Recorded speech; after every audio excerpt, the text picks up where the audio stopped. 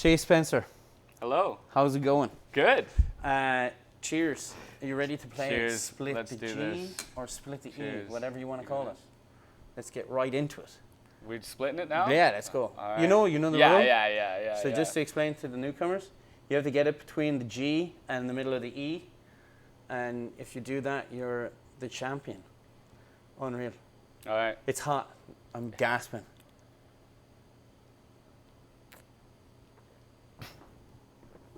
That's the most embarrassing split the G I We think have more. I've Do ever. you want to do it So- again?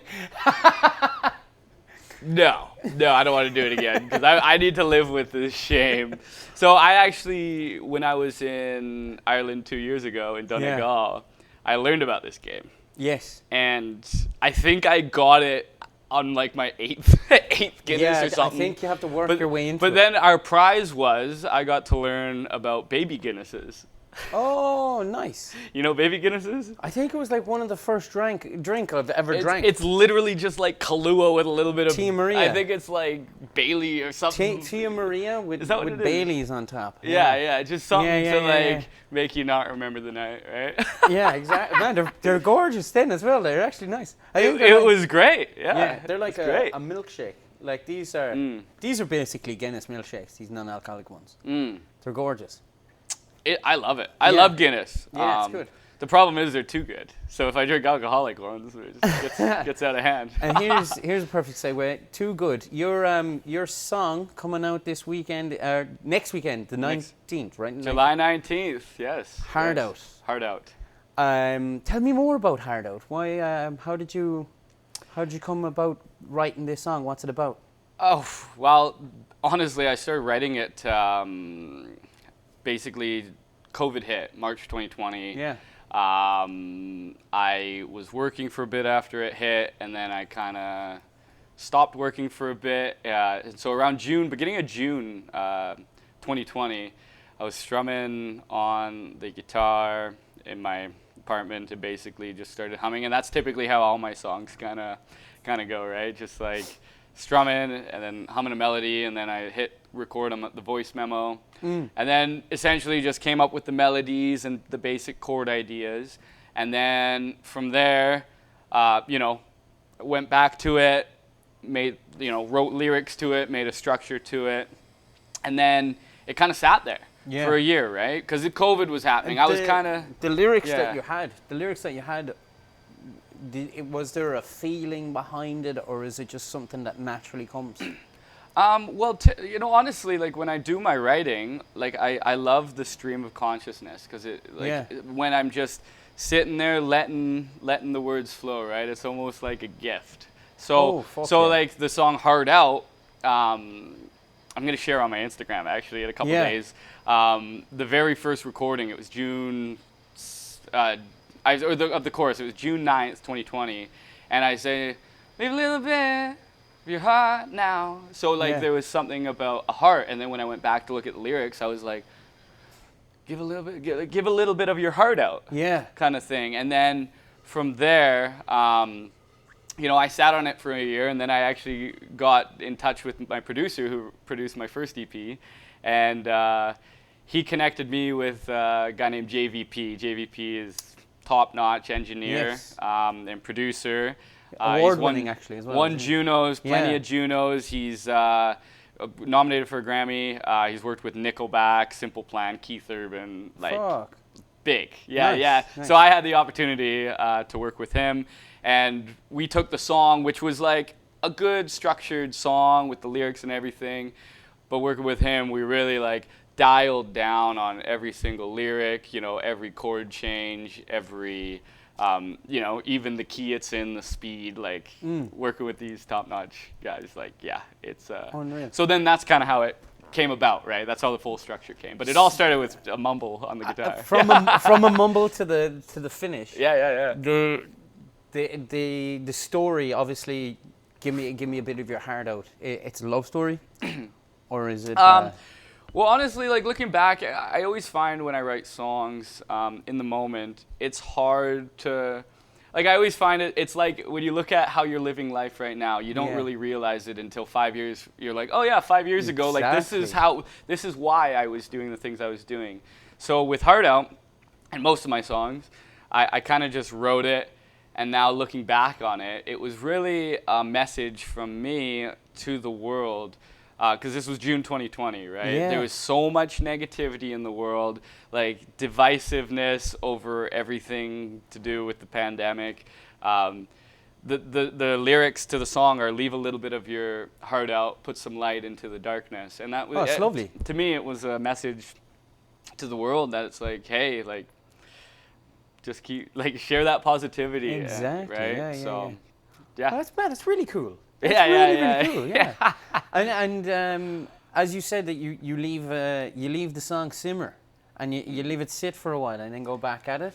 Sometimes some songs, like actually my song "Lost in the Dark" Yes. on my first EP, that song was weird because I remember like it was yesterday. It was 2017, and I sat on the edge of my bed, and I wrote the song and I mumbled it. But then, basically in the time it took me to play through the song, I'd basically written it, and No then way. that night I just went through kind of my mumbling and basically made sense of the lyrics and made it all kind of make sense, right? And then, and then that song was done that night. But then some songs sit there for 2 years, 3 years, and then I'll go back to it and work on it. Hard Out in particular, it probably took a few months to, get back to it, right? Because I'm constantly writing and coming up with Isn't ideas. it amazing? Or I'd love to know, like, what's your belief in what made you? Okay, you wrote the song, right? 2020. Yeah. And yeah. what made you go back to it? And what, like, you obviously have like a catalogue of songs. So what was the choice to just pick this one up and go? There's some.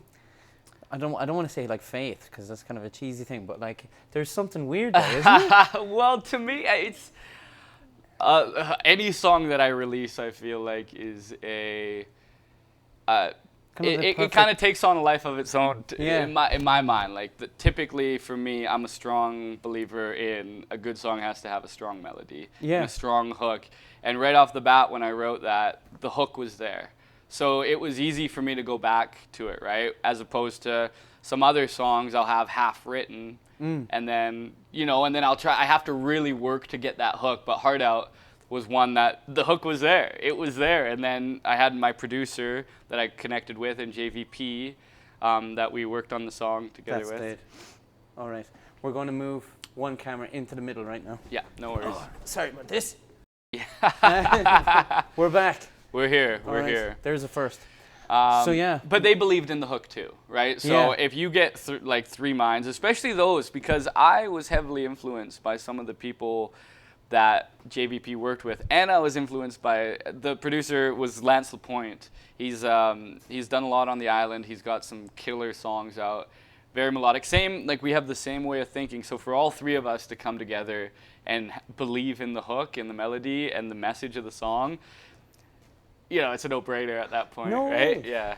If you were to describe your style to someone new, like a 2-year-old or a 3-year-old. A 2-year-old. If it was a 2-year-old, I'd start playing Baby Shark every day. So someone new, it was like, okay, Chase Spencer, who is he? What's he bring to the table? I always find it difficult to describe my music, because what I want to do is I really want to fit into somewhere that's never been fit into before. Yeah. So, like, obviously being from the West Coast and having a country kind of folk and being an acoustic guitar player, I have heavily influences there. So a lot of my music is acoustic orientated, but my favorite bands, like the Beatles is where it started, into Oasis, and these are bands that have strong melodies, right? And back in the day, they were pop, right? So I consider my stuff pop, and now working with JVP, and I'm working on some new stuff too with some up and coming producers in town. These are pop guys, so I consider it pop. I would like to say acoustic pop. Acoustic pop. I was saying, like, you're very like Vance Joy when we came in earlier. I was Yeah, like, yeah. I get Vance Joy so vibes. he's kind. I would say he's kind of folk pop, folk rock, because he's got strong melodies, but the acoustic Yeah. bass, right? And then I was looking him up, and he was alternative indie. Yeah. So I was like, I can't It's put my finger on this. Who you know what I comes mean? up with the job? I know, mean, yeah, you could probably call mine indie. I mean, Yeah. indie like initially started out as Yeah. independent artist, right? Yeah, oh, yeah, of course. So I Yeah, am you're- indie yeah, technically. yeah. So- Let's go back to young Chase growing up. Where did you get your influences from? Obviously, you were saying bands and that, but first time you got your guitar, was it your first instrument even? Yeah, well, so essentially growing up, like my great-grandmother was actually a full-time working musician, and no my way. great-grandfather in Vancouver, in the 40s, they would play at the Yale, actually, back when it was more No of a way, jazz man. club, yeah. Oh, And sick. so she recorded a record. No way. Back in 85, my family got her to put down some tracks and stuff. You could sample that More someday. traditional. Yes. That'd be To sick. come. Yeah. Yes, one day I want to. It's more traditional bebop kind of stuff, but Nice. would love to sample it in Or the like future. an interlude to an album, or an like an exit to an album. would be so Hey! cool, It's not copyrighted though, right? I could use that idea. Yeah, so- 10% for the manager. Totally. I'll let you know. Oh no, it's just an idea, man. It'd be lovely, No, though. for sure. No, Yeah. I've honestly thought about it, and it's something that I want to do in the future. My main focus has been getting these songs out there, right? Yeah. But so my great-grandmother was a musician. My grandmother, she played piano as well, and my great-aunt played piano. How about and yourself? A little bit. Well, that's what I was going to say. So basically, I would go to my great-aunt's house when I was a kid, 8 years old, 7 No years way. old, for a week in the summer. She lived in White Rock, and she was a piano teacher. So what would we do for a week? She would teach me the Chopsticks basics, or whatever, right? yeah. Yeah, exactly. Chopsticks. Heart and soul. Na, na, na, na, What's that one where you play with your knuckles? Yeah, that was one of the ones. Yeah. That's the only thing I know. That's a classic, yeah. So, there was music there, but then my dad is very extroverted, and so he was king of karaoke. I remember No we'd way. be at the P&E, he'd be getting up on stage singing Bob Seger. Let's you know? go. So, Shout out to the old lad. and so he actually pushed me and I haven't even thought about this in a long time, but he pushed me when I was probably 8 years old. There's the local mall in my hometown, and they had a karaoke thing going on. I was probably 8 years old, and I went up there, but he pushed me to do it, to sing I'm a Believer by the Monkees. Nice. So I went up there, sang it, and, people loved it because I was a young kid, Is that your right? And that's go-to- where my ego kind of was born now. Yeah. But, Is that your go-to karaoke song now? I don't do karaoke. I find it so awkward doing karaoke, right? Yeah. Because I'm like, I can't try, but if I try, it's like a lose-lose as a singer. Yeah, he's trying too hard. No, he's too good. Oh, Yeah, fuck. exactly. fuck.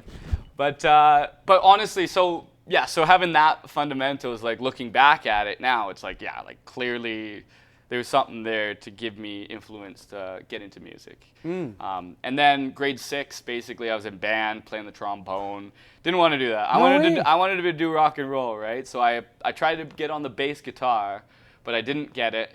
And then a few months later, they were offering positions for the drums. So I ended up getting on as a drummer in the band class when I was Nice. 11 years old. And basically stuck with it, and I ended up going in this like School of Rock program when I was 12 years old with 3 other guys the same age, right? Yeah. And it was something like, it was a local music store. Like, it's crazy what like these people in communities do, right? In 100%. small communities that really like Sorry, no, help. as well. You said you grew up on the island, Vancouver Island, yes, in a town called Port Alberni, yeah. Port Alberni. What's Yeah. the population? Is it a small kind of town? I think the city proper is like 19,000, Okay. but the surrounding area is like 25,000. So. Okay, yeah. But it's its own nestled community, Oh, right? nice. Because it's surrounded by mountains and stuff. So really, like, there's, in terms of a music scene, right? It's very limited. So for these guys who own the music store in town, they put on the School of Rock show, and I think it was like 8 weeks. We'd get together with the band.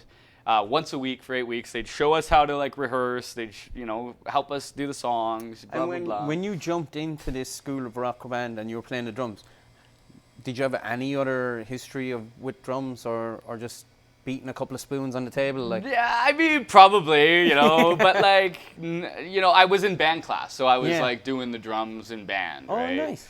But like, I was still maybe 6 months into that, right? So That's a very cool project, man. for sure. So then Yeah. after that, like, so we did this 8 weeks, and then we did a big show Yeah. at the the local Community big center or stage whatever, and yeah. stuff, and I sang on the drums when I was doing it. No We way. did like AC/DC, like the CCR, like the old time classics. And then from there, the band stayed together, and we, kept playing, and we started kind of writing together. But being a drummer, it's very hard to write on the drums. You know what I mean? Like, Yes. I was like, okay, I need to get on the guitar because the drums is, you can't make melodies with a drum, right? So I ended up, noodling with my friend's guitar, but then my mom ended up, she would do like home support type work for an older woman, and she had this like miniature guitar, and I would go with her sometimes, and I would be playing it, and this woman ended up giving me the guitar. It was a little acoustic, and then, a year later, I asked for a guitar for Christmas, and basically that was it, and then I was horrendous for the first 5 years. Yeah. But I could play some chords, I could write some songs, and, being influenced by Oasis, all you need to know is 4 chords. Yes, and exactly. Be able to sing a melody, I was right? chatting to Coca La Rosa Mhm. last week, and he was saying the exact same thing. Mm. He was like, 3 chords. As soon as I got the 3 chords, I was out the back just trying That's to it. entertain myself. That's it. Yeah. Yeah. So basically so I was writing and stuff, and then I continued with the band, and then when we were about 14 years old, What was the band's name? we went through. I hate that you asked that because it's so embarrassing. We went through multiple names. So the band. Was you're 15 at the time? Well, the initial band I had at 12 in the School of Rock program, Yeah. we were called Vinyl Freak. Oh, that's cool. Vinyl Freak. We saw it Okay. in a magazine. But then when I got into my other band that I was with for a few years in high school, we started out as, I think, Rockwell. Okay. But then we realized that there's a singer called Rockwell, and he does that song with Michael Jackson. What? You know that, I always feel like somebody's watching Watching me. That's Rockwell. What? Featuring Michael Jackson. So when we yeah, heard that, we were like, No okay, way, we man. gotta change the name because when we get famous, Yeah. at 14 years old, we can't have this conflict. So we changed, and we were the Moonstones. Oh, that's nice. Yeah. I like So that. we You're were getting like, good, solid names here. we were like, we thought so at the time. But we were like big influenced by Led Zeppelin and the Yeah. Beatles and, All right. and stuff like that. Between the two bands, was there much of an interchanging of people coming in and out? Or? Oh yeah, like it was different people. Honestly, when the first band, they started, the singer who I was playing with, he really got into like heavy metal, right? So he was into Killswitch Engage, like Avenged Sevenfold, these like screamo bands, and I stuck with it for a bit. But I was always kind of more into like the Oasis, mainstream yeah. kind of stuff, and so I met my buddy Steven who played guitar, and he was like Led Zeppelin, tried and true Led Zeppelin, like he could play Stairway to Heaven behind his head, the solo, Oh, everything. shit. At like he was a year younger, so he was like 13. Jesus. Unbelievable. And then also a buddy Darian who played the bass, he was like Geddy Lee. He loved Rush, everything Rush and Nirvana. So I was like, okay, these are definitely more my people. So I jumped on with them, and then basically we were doing cover bands, and we actually were playing at a bar called the Rainbow Room. It's still around in Port Alberni. When we were 14 years old. So we'd No have to have our way. parents there to like help us load. We'd have to stay in the back room, way. and then we'd come out play and then have to And go then back, have to leave. right? Yeah. but we were playing cover songs and stuff. But in my heart, I was like, I need to write. Like, I didn't know it at the time, but I was And like, you were still drumming though, weren't you? Drumming, yeah. And so I would write songs for the band because I was huge by Oasis, where Noel Gallagher wrote the songs, Liam sang. Yeah. So I would write the songs, and then I would sing some, but like the lead singer, he would sing the songs, right? And then we ended up recording a little 4-song EP. Where we were like 14 years old and never to see the light of day. It was actually like, for being 14 years old. Let's scratch that. That could be the interlude, and then your great-grandmother could be the extra one.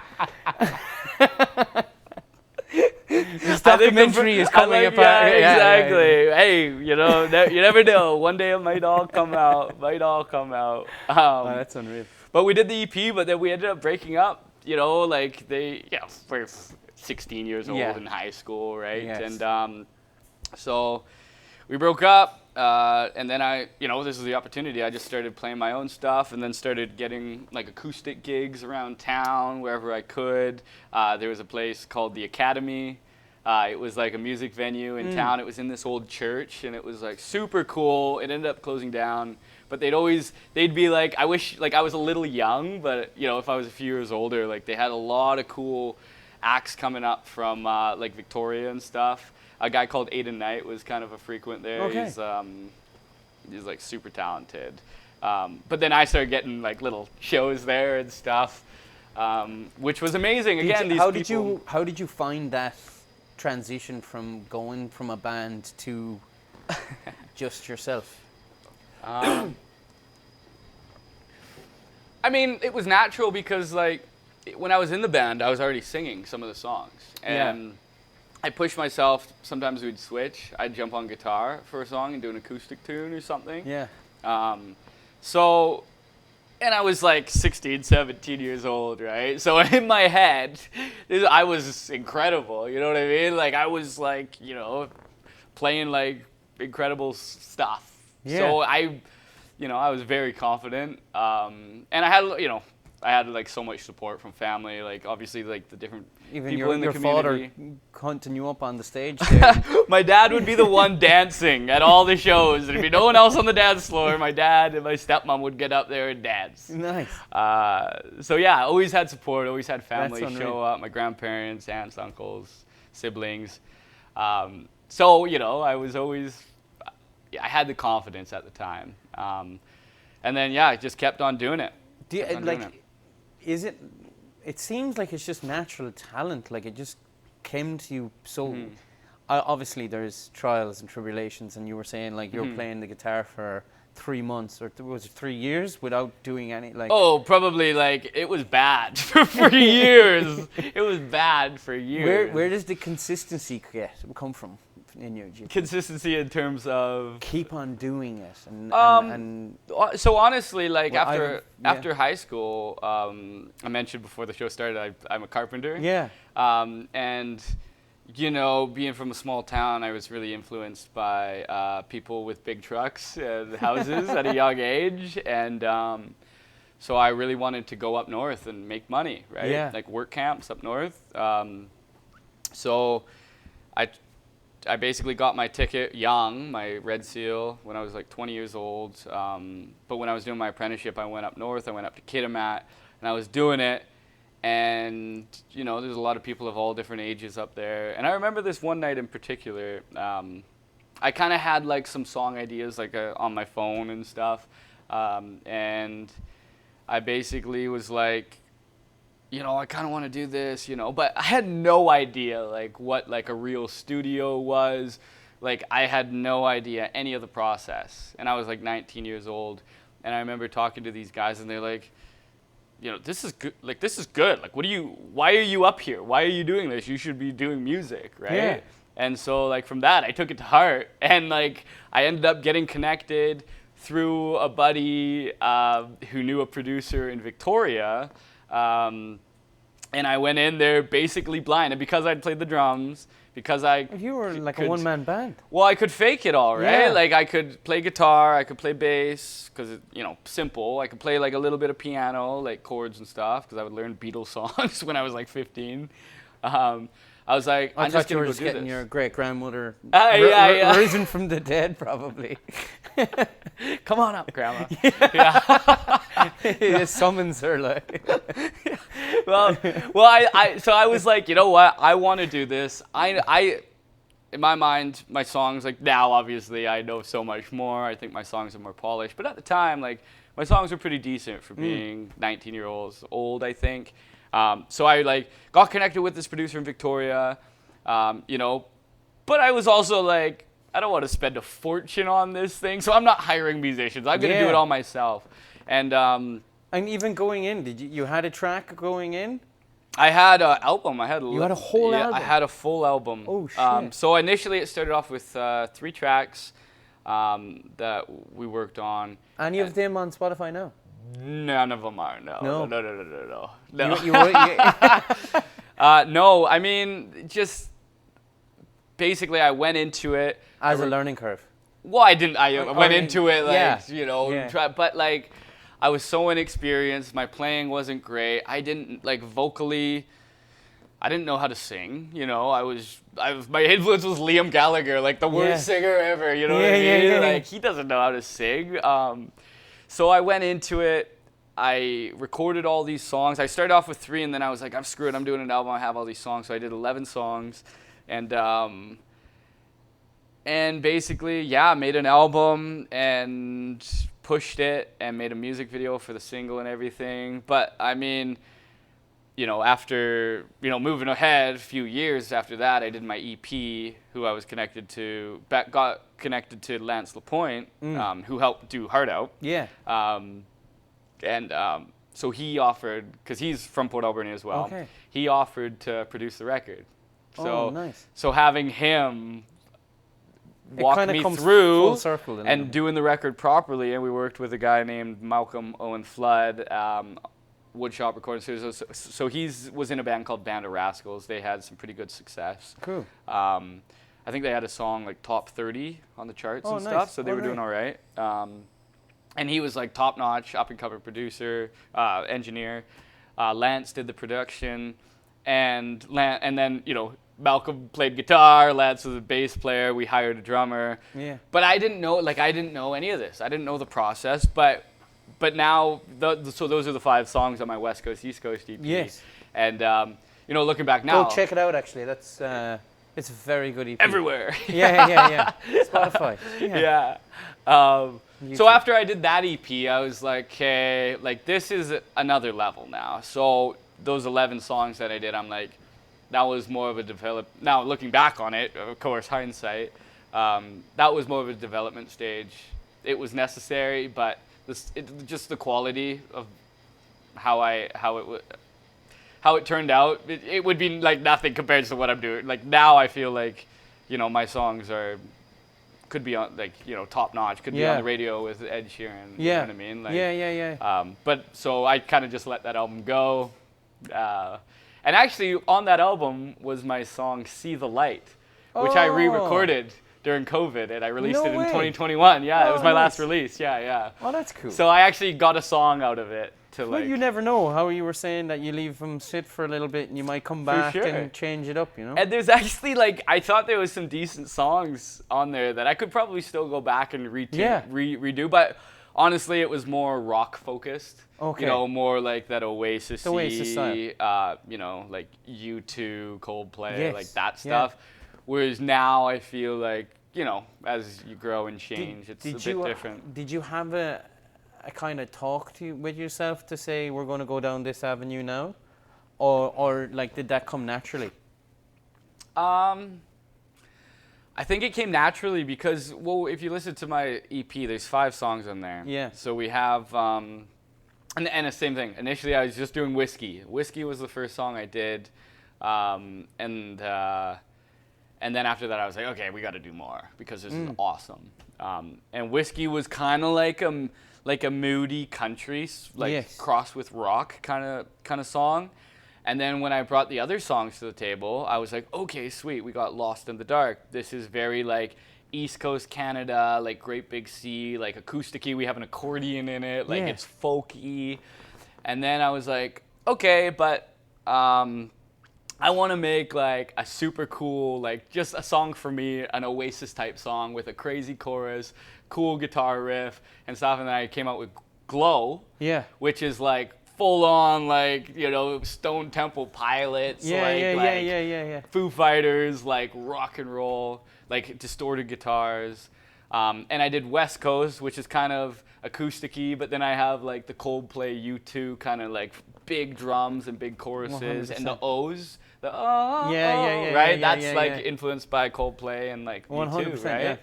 yeah. But from there, then the last song that I did, I was like Moonlight. And at that point I was like, okay, I want to do more pop. I want more, because I love what I did and I love the organic sounding material, but like by this point in my life, like I love and loved Ed Sheeran. You know, I was like listening to like Shawn Mendes on the radio, like, okay, this is good. This is good stuff. And so when I got to Moonlight, I was like, okay, I want to break into this pop. I want to break into like more pop. And so I introduced synthesizers and you know, that's more like dance feel to the song.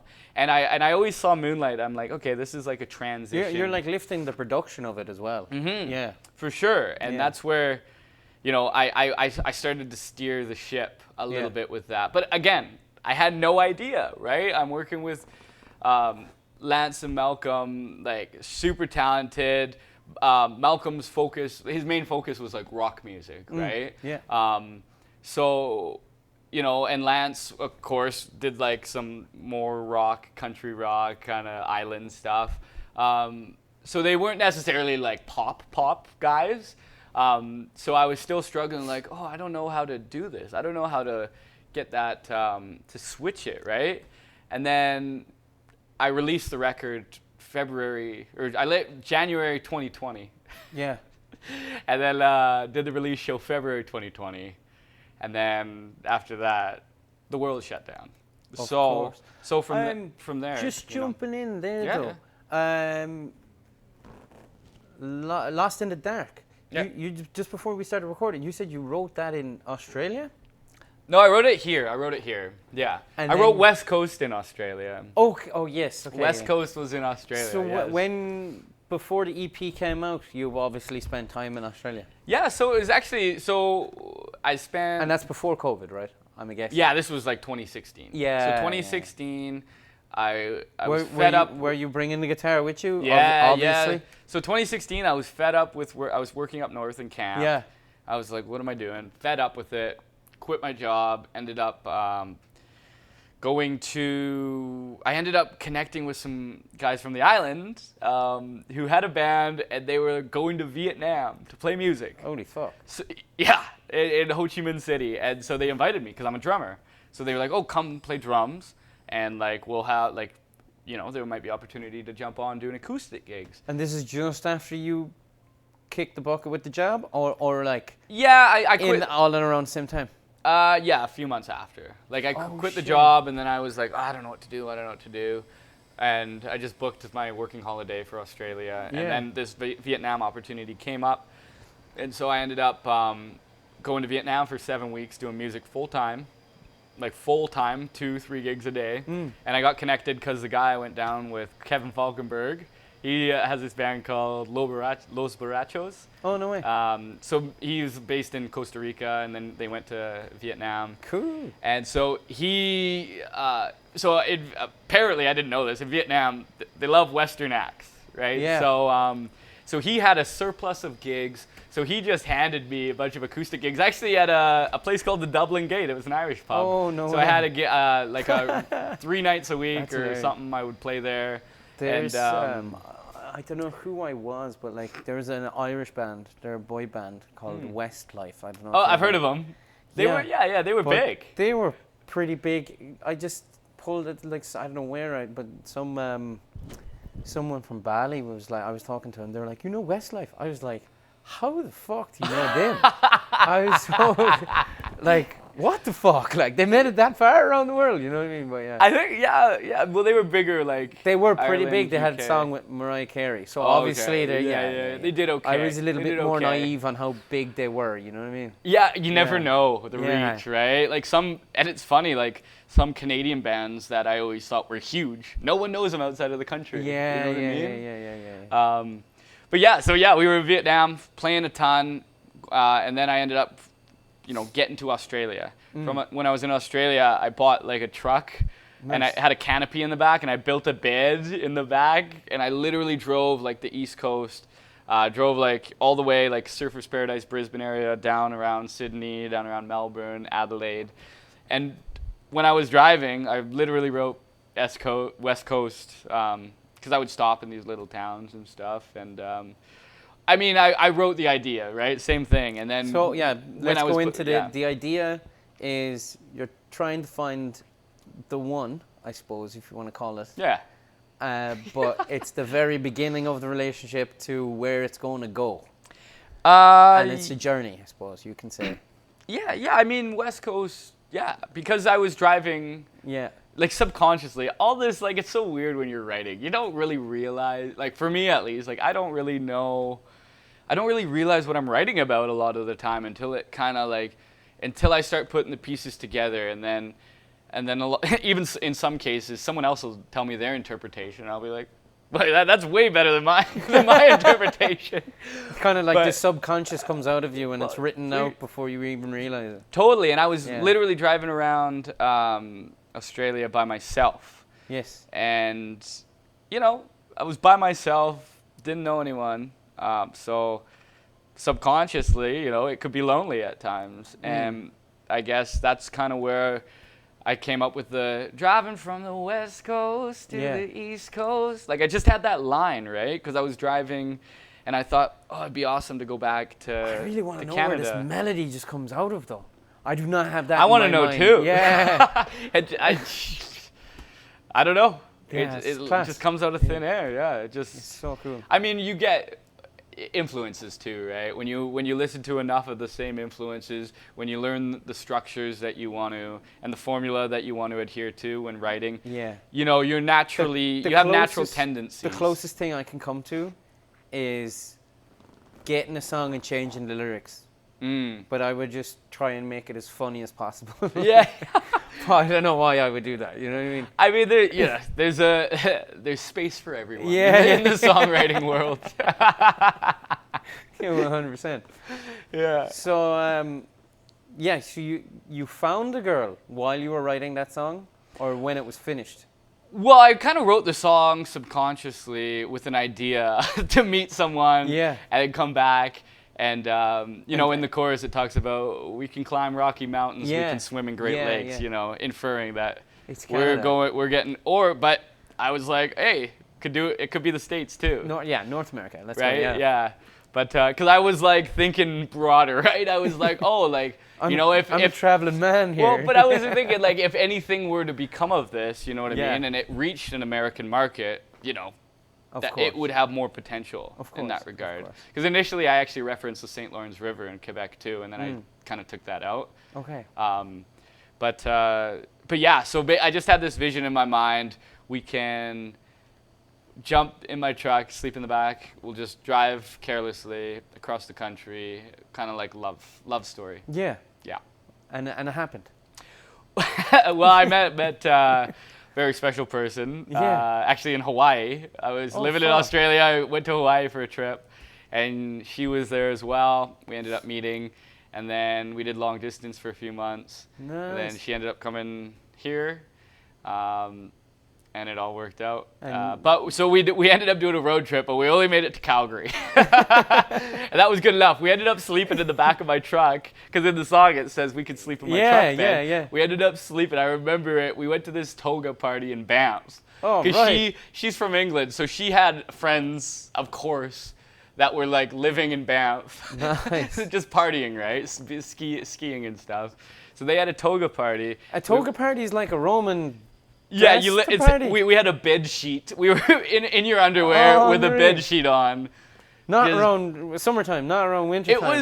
was like September. So, Oh, okay. But Yeah, like, that's nice. That's nice. But we ended up freezing. parking in the middle of winter. Banff in this like paid parking lot, and we slept in the back of the truck bed. We literally like Used under your own under the sheets. stars, put the sheets.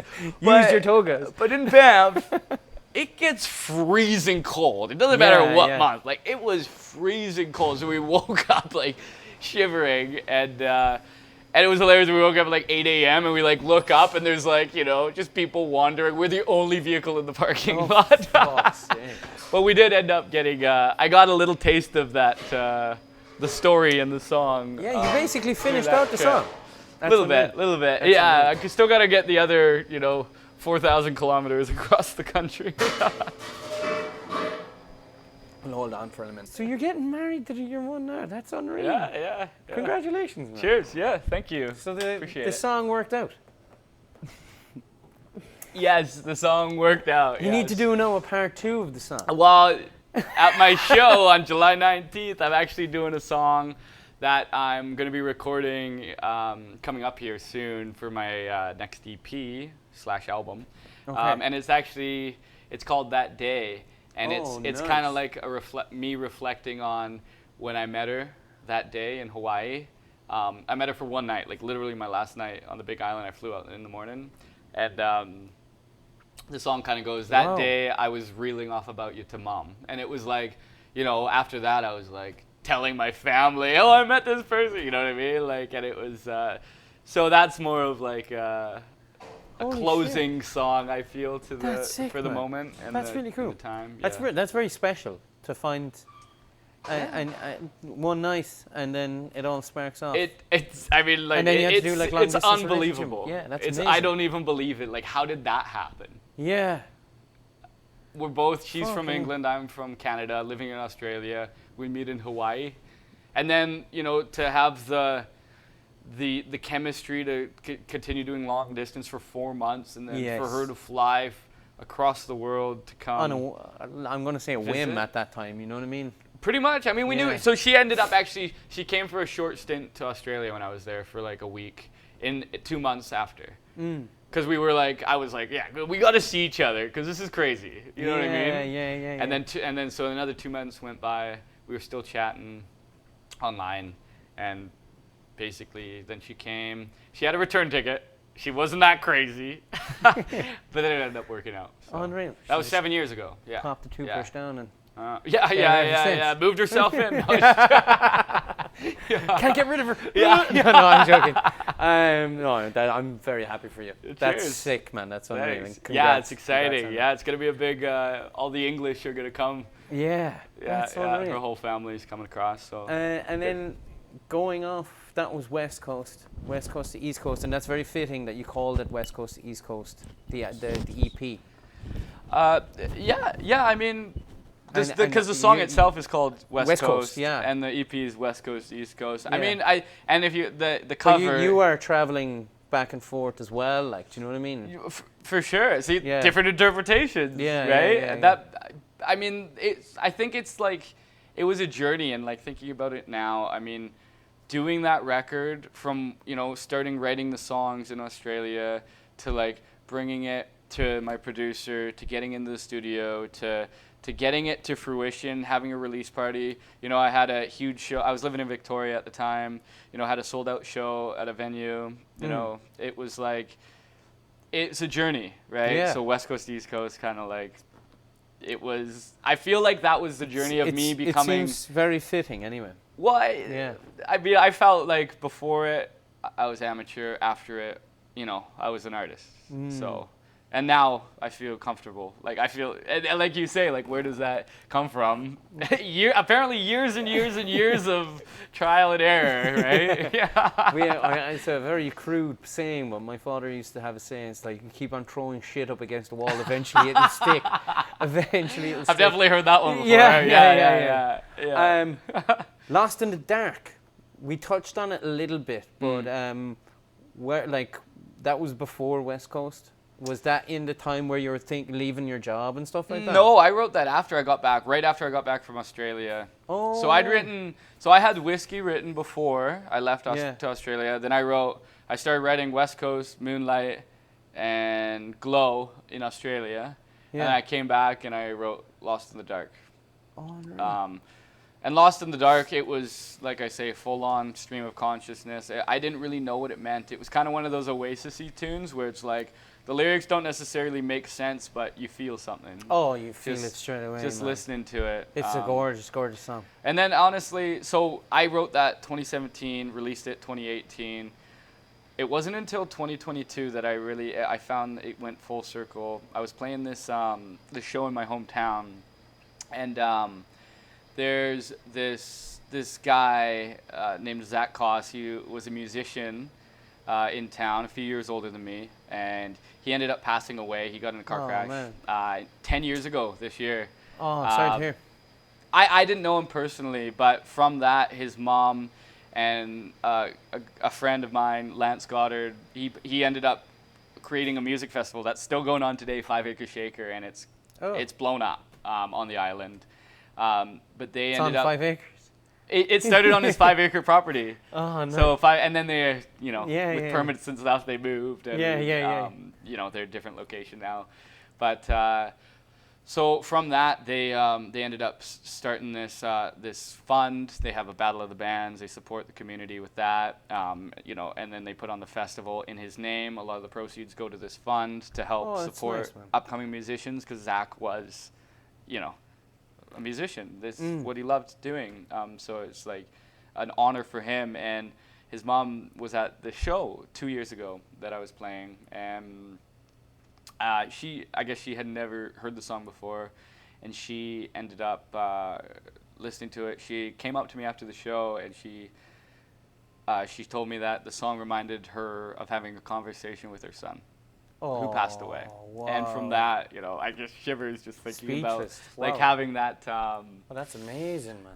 Having that connection for it to go full circle. Like I find, I kind of found a new meaning in it from that, right? Because it's so true. Like I didn't even know what it meant, and now I'm like, wow, like it is lost in the dark. You don't know what to do with yourself, right? So it's songs happen in different ways, right? 100%. This was one that had a bit of magic to it, I guess. Yeah. And it certainly does. Definitely recommend it. It's Cheers. beautiful song. Going forward, you were saying you have another EP coming out. Yeah. Do you have, like, you just go writing and see what comes out, or is there a plan behind this or anything like that? Yeah, I mean, so I have. So my last release, basically, I did two releases during COVID. Mm-hmm. Kind of, they were like one of those where everyone recorded in their home studios, and then it came together and we did it.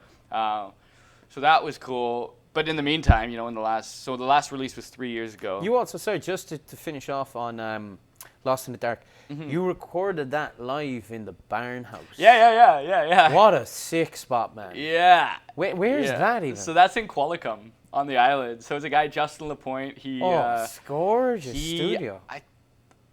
I'm pretty sure he built it as a studio. It wasn't like he built it as a barn studio, and it's like beautiful. Yeah. Like absolutely beautiful in there.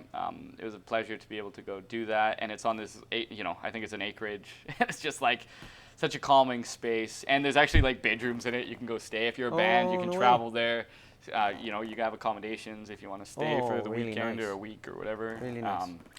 So yeah, I actually did that. I released that a couple months ago. That's on YouTube. I highly recommend you to go watch that too. And actually, I did a couple more. There's 3 more videos from that session that I'll be releasing in the near future after this song. Is it because there's like songs that you're releasing that you did? Yeah, so I did Heart Out, and I wanted to make sure that it was released before I did the live version, right? Perfect. So there's a few songs from that. But so in the last 3 years, I've basically just been writing, and from that writing, I have demos. So demos are, I don't know if you know what demos are. Demos are basically like, I'll sit on my computer you know, with like the drum machine and then I'll just like work out songs like myself and just get it to like a song, right? And I'll work on it, work through it. So I basically recorded probably 25 demos, full songs. Yeah. You know, like I'm recording it, so the quality is okay, but it's more just for ideas. Yeah. And so from there, I'm choosing. We have Heart Out, and my next single is gonna be Bones, gonna be releasing in the fall. But from there, I have 25 songs. I'm gonna condense, right? Choose the best. Yes. I'm not sure how many songs yet, but likely between 4 and 10 more songs. So it might be a single EP, it might be 2 EPs, it might be an album. Do you go back to, is it JBV or? JVP. JVP, yeah. So JVP is he's very busy. Yeah. Can I recommend you a music producer? Please, yeah. Jeff Zip. Jeff Zip. Okay. Have you ever heard of him? I've never heard of Jeff. No. Jeff, I think, even from the moment you were talking, I had him on the show, but I think you will click with Jeff Zip a lot. Okay. Yeah, big time. Yeah, no, I'll definitely look. Yeah, 100% 100% up for sure. But I actually have a producer in town. Yeah, if here. For sure. Yeah, I've connected with a producer engineer. So he actually works at Hipposonic. He's going to be engineering the show coming up in a couple weeks. Nice. And super talented guy, Jeremiah. He's doing so much stuff, and like I'm just like excited to work with him. Unreal. And he's basically I'm switching. You know what? I like to like try different things, right? Work with different producers. Yeah. So yeah. That's unreal. So so that's 8 until 8 or 5, and you haven't really. Do you whittle that down when you're in the studio or after the studio? We do like pre-production. So right now, basically the Jeremiah, who's gonna be help. We're basically gonna split the production kind of duties. So we're working together. I sent him all the songs. We're gonna be condensing them. I kind of have my list of my top 8 or so that I've kind of sent. But, you know, there might be something in there that he hears, right? That might be like, oh, we can make something out of this, right? Yeah. Because the songs, you know, when they're in demo form, like, you know, maybe we'll throw a chorus at the start. Maybe we'll throw a bridge in where it wasn't before. Or maybe we'll switch a spot. Or maybe we'll alter the lines or, you know, like switch it up, right? Yeah. So there might be something in there that he hears that I haven't heard. But I mean, I'm pretty confident. I'm actually going to be playing 4 of the new totally unreleased songs. Nice. At the show coming up. So. And when is it? July 19th. July 19th at Hipposonic Studios. Unreal. And at the show, actually, it's going to be amazing. It's Hipposonic. Yeah. It used to be. It's in the same space as Little Mountain Studios. Okay. So Little Mountain was Bob Rock. Yes. Acclaimed producer, worked with Nickelback were there, weren't they? Nickelback, Motley Crue, Bon Jovi, Van Halen, AC/DC, like Aerosmith, Bryan Adams. Like it's just the list goes on and on and on. So I was like, you know, I wanted this to be a special time, right? And I'm like, what? Like, how cool would it be to have my audience be in a room of like this? Number one, see what a recording studio is like. Exactly. Number two, see what this, you know, this space that has so much history to it is like. And then obviously the acoustics in there are phenomenal. So like, the sound is going to be incredible. I'm getting the whole thing recorded. It's going to be videoed. It's going to be able to use that in the future. So, and I actually have an opening act. Where are tickets for? Tickets are on Eventbrite. Yeah, so my Instagram bio, Facebook. The 16th. The 19th. Oh my July God, 19th. What? Yeah. The 19th. You can show up on the 16th, but you'll be waiting a few days. The 19th. Get your tickets. Yeah, Friday. It's a Friday night, so it's going to be sweet. Doors at 6:30. I have Rebecca Shishon opening up the night. If you haven't heard Rebecca Shishon, I don't know. I get full-on Amy Winehouse vibes. Oh, wow. Her voice is unbelievable. So I'm super, super excited So if you can Fantastic. make it, she'll be starting around 7. Sure. Yeah. And yeah, like you won't want to miss Rebecca. And if you want to stay for me too, that'd be cool. You know? That's unreal, man. Yeah. What's your Instagram handles or social media handles? Chase Spencer Music. Yeah. On Instagram, TikTok, Twitter, the Chase Spencer, Twitter. I don't really use Twitter. That's old school, you know. X, yeah. Put an X, X on it's that. not even money. Twitter. And then Chase Spencer Musician on Facebook. And then I'm on Spotify, Apple Music. Yes, everything, everywhere. YouTube. And Got a new yeah. video coming out for Heart Out too on the 19th. I man, too. you just your videos for. You did a video for Lost in the Dark. Lost in the Dark, and you did a video for Moonlight. Moonlight as well. Yeah. Per class. Thanks, appreciate that. I got a Doesn't really go talented, unnoticed, honestly. I appreciate really it. talented friend, Alex. Thank you so much for watching. Please like, subscribe, and we'll see you in the next one. Thank you. Sorry about that fucking one Cheers. camera failing. All good. Peace out.